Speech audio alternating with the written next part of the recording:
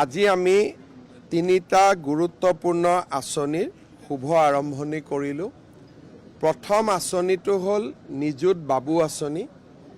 এই আঁচনিৰ অধীনত অসমৰ মহাবিদ্যালয়সমূহত যিসকল ষ্টুডেণ্টে ডিগ্ৰী নামভৰ্তি কৰিব বা এই বছৰ ফাৰ্ষ্ট ইয়াৰৰ ষ্টুডেণ্টখিনি তেওঁলোকে মাহত 1000 টকাকৈ লাভ কৰিব আৰু যিসকলে পোষ্ট গ্ৰেজুৱেশ্যন পঢ়িব তেওঁলোকে মাহত 2000 টকা লাভ কৰিব।